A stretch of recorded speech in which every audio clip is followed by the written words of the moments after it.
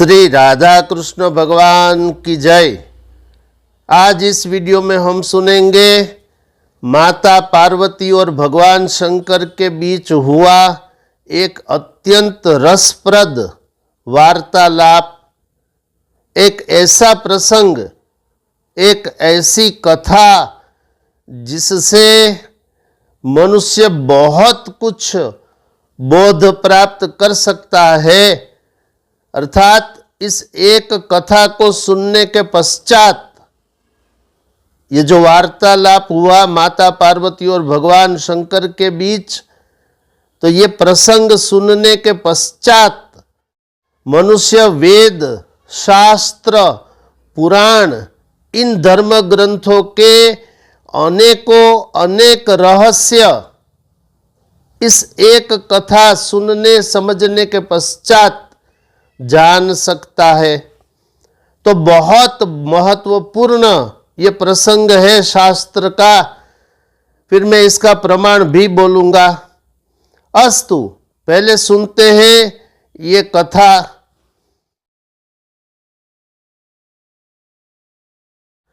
तो हुआ यूं कि एक बार भगवान शंकर और माता पार्वती पृथ्वी का परिभ्रमण करने के लिए निकले और घूमते घूमते वे दोनों नर्मदा नदी के तट पर पहुंच गए। तो भगवान शंकर ने नर्मदा नदी के उस तीर्थ क्षेत्र को नमस्कार किया, बड़ी विनम्रता के साथ नमस्कार किया। अब ये देखकर माता पार्वती को बहुत आश्चर्य हुआ। उन्होंने भगवान शंकर से पूछा, हे प्रभो, सचराचर जगत प्राणी मात्र आपको नमस्कार करते हैं, और ये मैंने क्या देखा कि आप एक तीर्थ क्षेत्र को नमस्कार करते हो। इसका कारण क्या? तब भगवान शंकर ने कहा,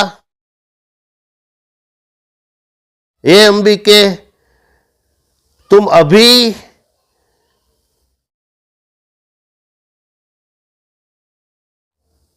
इस तट के आकाश के ऊपर विमान में रहो अदृश्य बनकर, और मैं तुम्हें अभी इस तीर्थ क्षेत्र को मैंने क्यों नमस्कार किया, इस तीर्थ क्षेत्र का क्या फल है, ये मैं तुमको अभी ज्ञात कराऊंगा।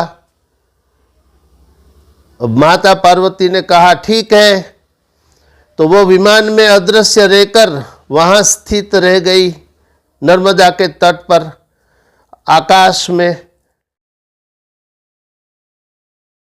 और भगवान शंकर ने तुरंत एक अत्यंत दुर्बल, बहुत वृद्ध अवस्था के और गौर वर्ण के ब्राह्मण का रूप ले लिया और नर्मदा के तट पर वो ध्यान लगाकर वेद मंत्र का उच्च स्वर से उच्चारण करने लगे, वेद मंत्र बोलने लगे। और इतनी मधुर आवाज थी भगवान शंकर की कि कई ब्राह्मण जो तीर्थ क्षेत्र में रहते हैं वहां पर आए, वो भी सब उनके सन्निकट आ गए।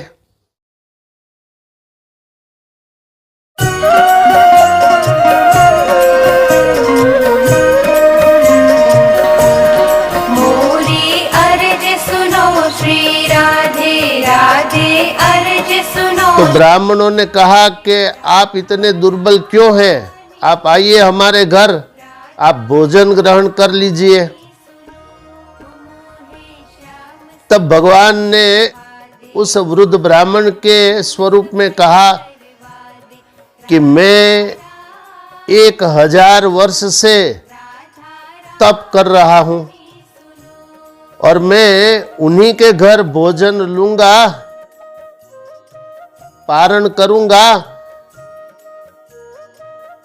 ने 10 अश्वमेध यज्ञ संपन्न किए हो। अब सब ब्राह्मण एक दूसरे के सामने देखते रह गए, क्योंकि उन्हें पता था कि उन्होंने 10 किया, एक भी अश्वमेध यज्ञ नहीं किया। क्योंकि अश्वमेध यज्ञ का फल प्राप्त करने के लिए, अश्वमेध यज्ञ करने के लिए बहुत प्रचुर मात्रा में धन संपत्ति चाहिए, शक्ति चाहिए, सेना बल चाहिए, बहुत कुछ आवश्यक है। तो उस ब्राह्मणों ने तो वो किया नहीं,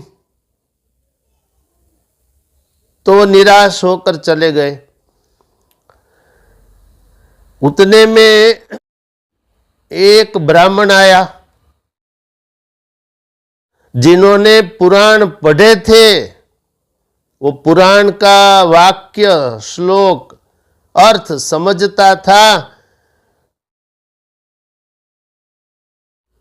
वो जाकर उस वृद्ध ब्राह्मण के पास आ गए। उस ब्राह्मण ने कहा, हे महाराज, आप फिर से बताइए क्या आपकी शर्त है, आप कैसे पारण करेंगे, किसी के घर भोजन कैसे लेंगे?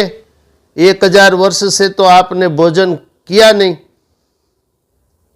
तब उस वृद्ध ब्राह्मण के रूप में भगवान ने बोला, यही शर्त रखी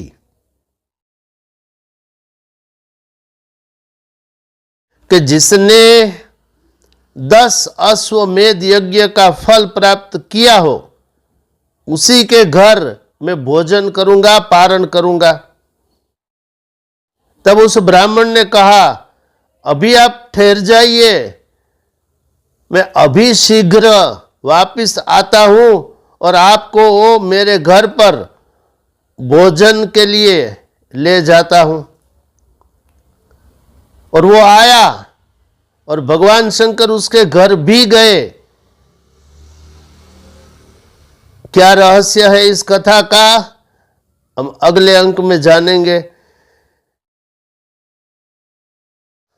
इसे अवश्य पूरी कथा को 2-3 भाग में ये प्रस्तुत हो जाएगी। इसको बड़ी सावधानी से सुनिएगा, क्योंकि इस एक कथा सुनने मात्र से, समझने मात्र से वेद शास्त्र पुराणों के अनेकों रहस्य उजागर हो जाएंगे। स्पष्ट रूप से मनुष्य समझ सकते हैं इस एक कथा से। इसलिए मिलते हैं इस कथा के अगले दूसरे भाग में। तब तक देखते रहिए मोरे श्याम चैनल। इसे लाइक, शेयर, कमेंट्स, सब्सक्राइब अवश्य करिए। शेष फिर कभी। बोलिए श्री राधा कृष्ण भगवान की जय।